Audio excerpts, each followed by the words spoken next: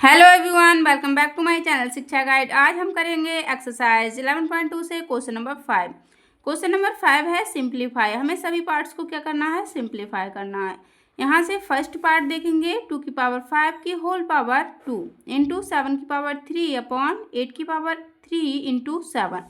यहाँ सबसे पहले हम क्या करते हैं, जहाँ तक पॉसिबल होता है बेस सेम कर लेते हैं, उसके बाद में अदर स्टेप्स करते हैं। ठीक है, तो यहाँ से बेस सेम करने की कोशिश करते हैं।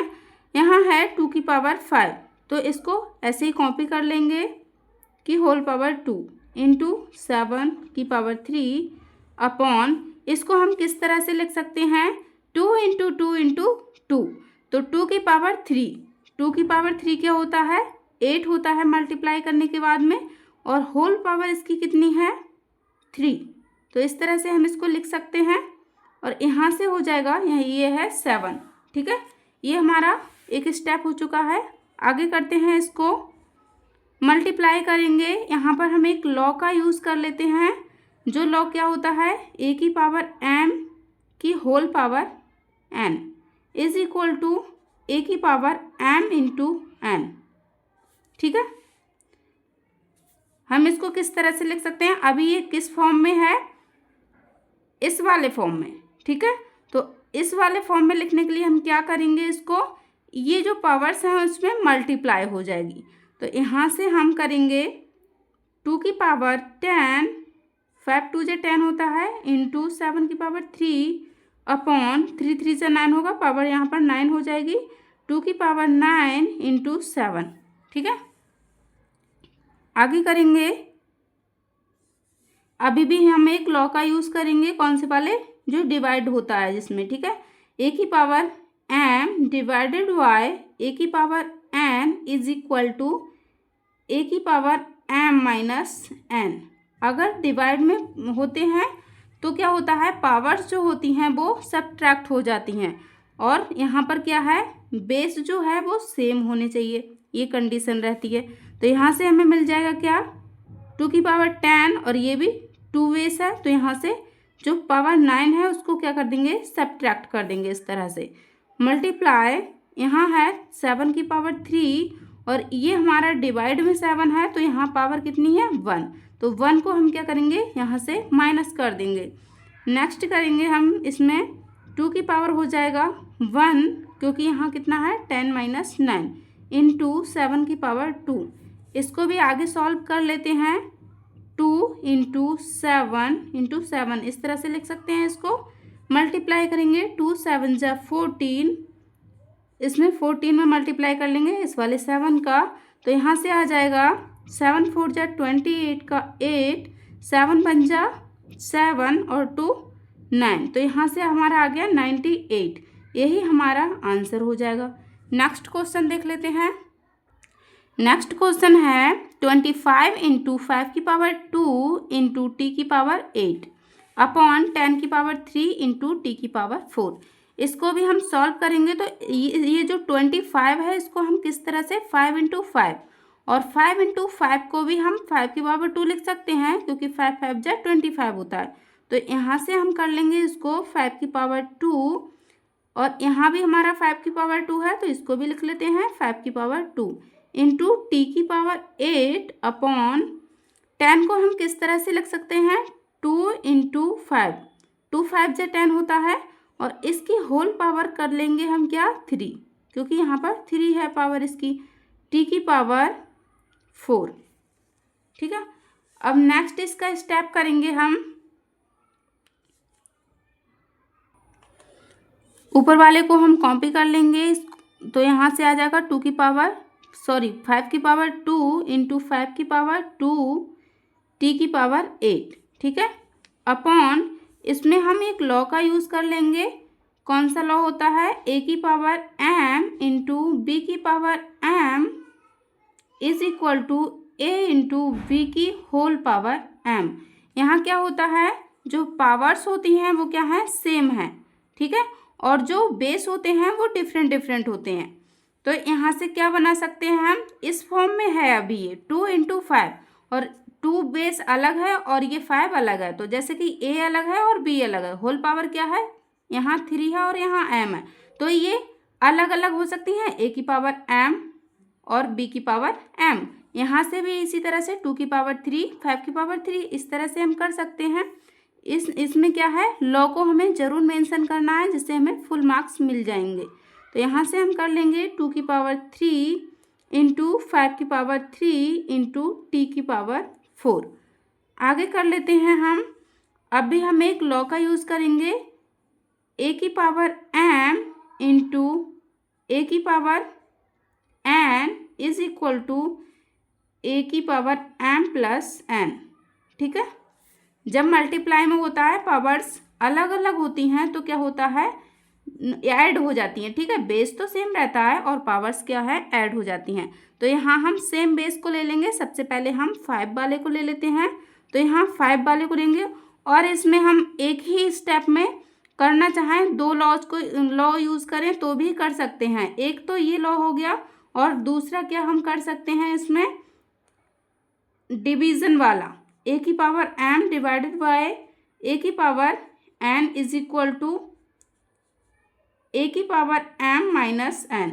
जो डिवाइड वाला होता है उसमें क्या है, पावर सब्ट्रैक्ट हो जाती हैं, तो हम साथ में इसको भी लेकर चलेंगे। ठीक है, दोनों लॉ का यूज़ एक ही स्टेप में करेंगे। तो यहाँ से हमें मिल जाएगा 5 की पावर 2 प्लस, और ये वाला जो दोनों बेस सेम है ऐड हो जाएंगी, तो पावर्स ऐड हो गए इसमें। अब हम अपॉन वाला ले लेंगे 5, क्योंकि बेस सेम हम अभी ले रहे हैं, तो यहाँ से जो बेस अपॉन में है यानी कि 5 की पावर 3 वो क्या होगी, सब्ट्रैक्ट हो जाएगी, तो यहाँ से ये आ जाएगा। नेक्स्ट करेंगे हम, यहाँ से अब हमारे लिए क्या बचा, 2 बचा और t बचा, तो इसमें आ जाएगा हमारा इंटू t की पावर 8, और यहाँ से t की पावर 4 है तो ये माइनस हो जाएगी, है ना। अपॉन में है हमारा 2 की पावर 3। इसको सॉल्व करेंगे, यहाँ से हमें मिल जाएगा 5 की पावर, ये 4 हो जाएगा और ये -3 हो जाएगा, तो यहाँ से 4 - 3 इंटू टी की पावर 4 अपॉन में, जब हम 2 का मल्टीप्लाई 3 टाइम्स करेंगे तो 8 आ जाएगा, 2 इंटू 2 इंटू 2, तो यहाँ से हमें मिल जाएगा 5 की पावर 1 या फिर 5 भी लिख सकते हैं, इंटू टी की पावर 4 अपॉन 8। इसको हम इस तरह से भी लिख सकते हैं, 5 अपॉन 8 टी की पावर 4, ये इसका हो जाता है आंसर।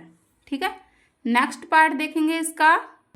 थर्ड पार्ट है यहाँ पर 3 की पावर 5 इंटू 10 की पावर 5 इंटू 25 अपॉन 5 की पावर 7 इंटू 6 की पावर 5। तो यहाँ से हम क्या करेंगे, 3 की पावर 5 और इसको हम किस तरह से लिख सकते हैं, 2 इंटू 5 की होल पावर क्या, 5। ठीक है, मल्टीप्लाई, और 25 को हम लिख सकते हैं 5 रेज़ टू द पावर 2। ठीक है, इस तरह से लिख सकते हैं, upon 5 raise to the power 7 into, इसको क्या लिख सकते हैं हम, 6 को 2 इंटू 3। ठीक है, तो होल पावर क्या हो जाएगी इसकी, 5। नेक्स्ट स्टेप करेंगे, यहाँ से आ जाएगा हमारा 3 की पावर 5 इंटू, यहाँ भी हम एक लॉ का यूज़ कर लेंगे जो पिछले पार्ट में किया था, a की पावर m इंटू b की power m is equal to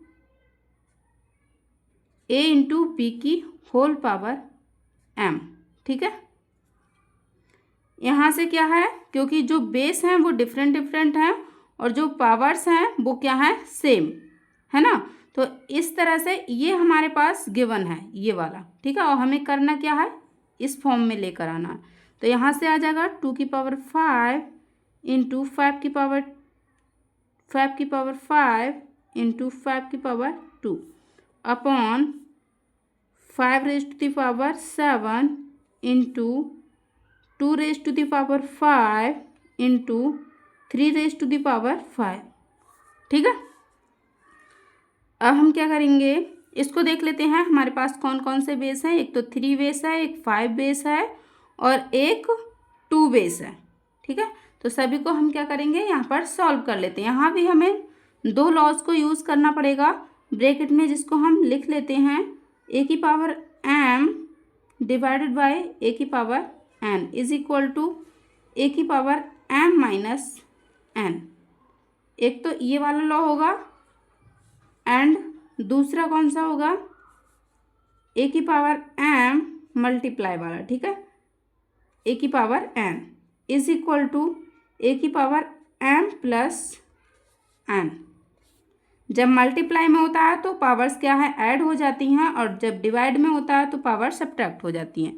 तो यहाँ से सबसे पहले हम 3 को ही ले लेते हैं, 3 की पावर 5, और यहाँ से देख लेंगे ऊपर तो 3 है नहीं, और ये वाला हमारा 3 मिल गया।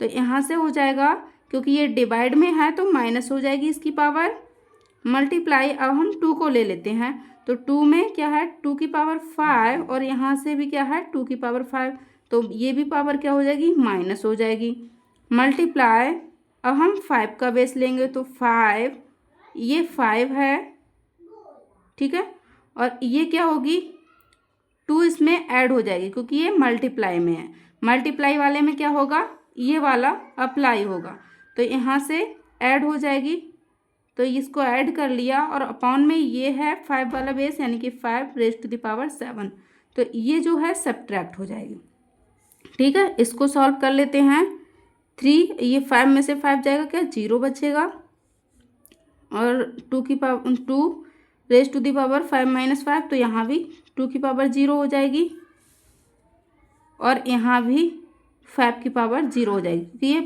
5 प्लस 2 7 हो जाएगा, माइनस 7, तो ये भी 0 हो जाएगा। और हमने देखा है बेस चाहे कोई भी हो और उसकी पावर अगर 0 है तो उसकी वैल्यू क्या हो जाती है, 1 हो जाती है, तो यहाँ से इसकी वैल्यू 1 हो जाएगी, और 2 रेज़ टू द पावर 0 की वैल्यू भी क्या 1 हो जाएगी, इसी तरह से इसकी भी वैल्यू 1 हो जाएगी। तो 1 का मल्टीप्लाई 1 के साथ में करेंगे तो क्या हो जाएगा, 1 ही इसका आंसर आ जाएगा, ठीक है। इसके इतने ही पार्ट थे जो हमने कंप्लीट कर लिए हैं। मिलते हैं नेक्स्ट वीडियो में नेक्स्ट क्वेश्चन के साथ, तब तक के लिए bye bye and take care.